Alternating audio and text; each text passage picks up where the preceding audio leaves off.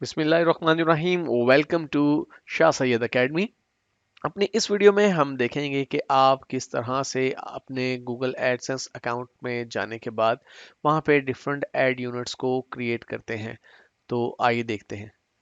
तो नया add unit create करने के लिए आप अपने प्राइमरी नेविगेशन में से माई एड एड्स के सेक्शन में जाइए और यहाँ पर देखिए क्रिएट न्यू एड यूनिट का ऑप्शन आपको दिया गया है। अगरचे मेरा अकाउंट अंडर रिव्यूड है और अगर अभी मैं अपना एड यूनिट कोई क्रिएट करूंगा और उसे अपनी वेबसाइट पे प्लेस करूंगा तो मेरे पास सिवाय वाइट स्पेस के वहां पर कुछ नहीं शो होगा। येलो कलर का हमें एक बॉक्स शो हो जाएगा ज़्यादा से ज़्यादा, लेकिन एक्चुअल एड्स उस वक्त शो होंगे जब मेरे पास अप्रूव्ड गूगल एडसेंस का अकाउंट होगा। तो फिल वक्त तक अभी तक चूंकि हम डिमॉन्स्ट्रेटिव पर्पस के लिए हम ये अकाउंट यूज़ करें, आगे चल के मैं अपना एक्चुअल अकाउंट यूज़ करके आपको डिफरेंट टेक्निक्स जो है वो बताऊंगा। तो एड यूनिट क्रिएट करने के लिए न्यू एड यूनिट के इस लिंक पर क्लिक कीजिए। पहला काम आपको जो करना है, अपने एड यूनिट का एक नाम देना है। ये नाम कोई भी हो सकता है, लेकिन हो सकता है कि फ्यूचर में आप अपने एड्स को बहुत ज़्यादा एड यूनिट्स आपने क्रिएट कर दी हों। ऐसा उस सूरत में ख़ास तौर पे होता है जब आप बहुत सारी वेबसाइट्स को एक ही एडसेंस अकाउंट के साथ मैनेज कर रहे हो। यहाँ पर ये बात भी मैं आपको बताता चलूँ कि जब आपका गूगल एडसेंस का अकाउंट अप्रूव हो जाता है तो आप एक गूगल एडसेंस के एड 500 वेबसाइट्स तक पे लगा सकते हैं। इसके लिए अब आपको मीनिंगफुल नेम देना है अपने ऐड को, ताकि आपको पता चले कि ये कौन सी वेबसाइट का ऐड है। लेट्स से कि मेरी एक वेबसाइट है WP उर्दू अकेडमी, मैं उसके लिए एक ऐड यूनिट बनाना चाहता हूँ। तो और उसके लिए मैं ये जो ऐड यूनिट बनाना चाहता हूँ, लेट्स से कि मैंने डिसाइड किया हुआ है कि वो ऐड यूनिट जो है वो मेरे कंटेंट्स के अंदर शो होगा कुछ इस साइज का। तो मुझे मालूम है कि मेरे मेन कंटेंट्स का ऐड है, तो मैं अपनी वेबसाइट का नाम WP Urdu academy dash contents, अब ये एक मीनिंगफुल नेम हो गया। लेटर ऑन अगर मेरी बहुत सारी वेबसाइट्स में ऐड करूंगा तो मुझे पता चल जाएगा कि ये मेरा WP उर्दू अकेडमी का ऐड यूनिट है। ओके, उसके बाद एड साइज यहाँ पर आपको दिया गया है और देखिए कि आपको यहाँ पे रिकमेंडेड एड साइजेस जो हैं वो शो किए जा रहे हैं। इसमें मुख्तलिफ साइजेस हैं और अगर यहाँ पे हम शोइंग के आगे रिकमेंडेड के आगे दिखाएं तो देखिए हमारे पास एक कंप्लीट लिस्ट है। हॉरिजेंटल बैनर्स की एक अलग कैटेगरी है। देखिए हॉरिजेंटल के अंदर आपके पास मुख्तलिफ किस्म के एड यूनिट्स मौजूद हैं, लेकिन ये सब के सब एड यूनिट्स आप देखिए हॉरिजेंटल हैं, डिफरेंट साइज के अंदर हैं। लेकिन इसमें आप वर्टिकल में चले जाएं तो सारे एड यूनिट्स वर्टिकल नजर आएंगे आपको, जैसा कि आप यहाँ पर देख रहे हैं। और इसी तरह से रेक्टेंगुलर में आपको चकोर एड्स डिफरेंट साइजेस के अंदर, ये 200 बाय 200 का ऐड है, ये 336 बाय 280 का ऐड है।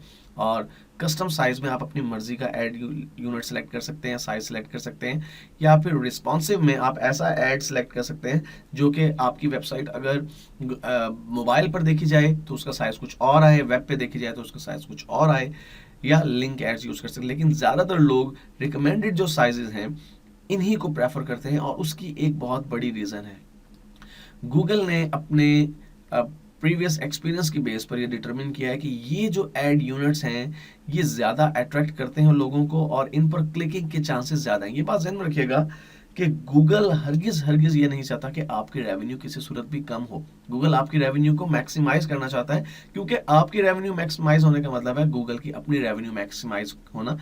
जाहिर सी बात है कि गूगल आपकी ही कमाई हुई इनकम का 35% शेयर रखता है, तो जितनी ज़्यादा आपकी रेवेन्यू होगी गूगल एडसेंस की रेवेन्यू भी उतनी ही ज़्यादा होगी। तो इसलिए ये रिकमेंडेड साइजेस हैं। लेट्स से कि मैं इसमें से फॉर एग्जांपल मेन कंटेंट्स के लिए अपने पास मैं एक ये साइज जो है वो सिलेक्ट करता हूँ और इसको सिलेक्ट करने के बाद अगर हम नीचे आए तो देखिए हमारे पास ऐड टाइप्स दिए हुए हैं। आप ऐड टाइप सिलेक्ट कर सकते हैं, मुख्तलिफ किस्म के ऐड टाइप्स हैं, text and display ads and text ads only. Some time आप ये चाहते हैं कि मेरे एड्स जो है वो इमेजेस उसमें इंक्लूडेड नहीं होने चाहिए, सिर्फ टेक्स्ट एड्स आए, तो फिर आप टेक्स्ट एड्स ओनली को सिलेक्ट कर लीजिए।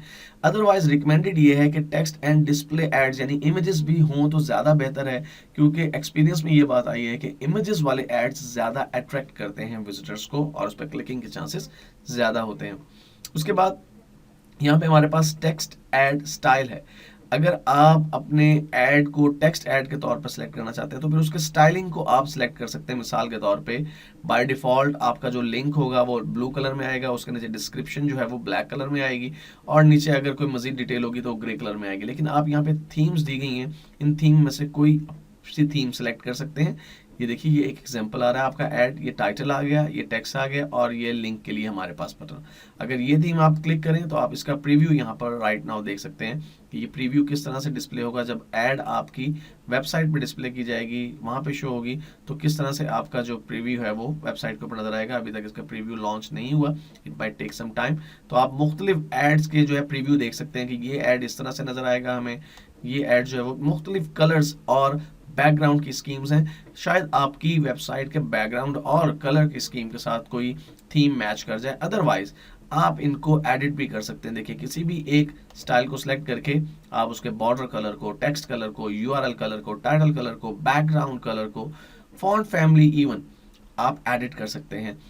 तो ज़्यादातर लोग करते ये हैं कि हम चूंकि text and display ads use कर रहे होते हैं तो हम यहाँ पर टेक्स्ट एड स्टाइल को एडिट नहीं करते, बल्कि बाय डिफॉल्ट जो गूगल देता है उसी को हम यूज कर लेते हैं क्योंकि वो काफ़ी बेहतर होता है।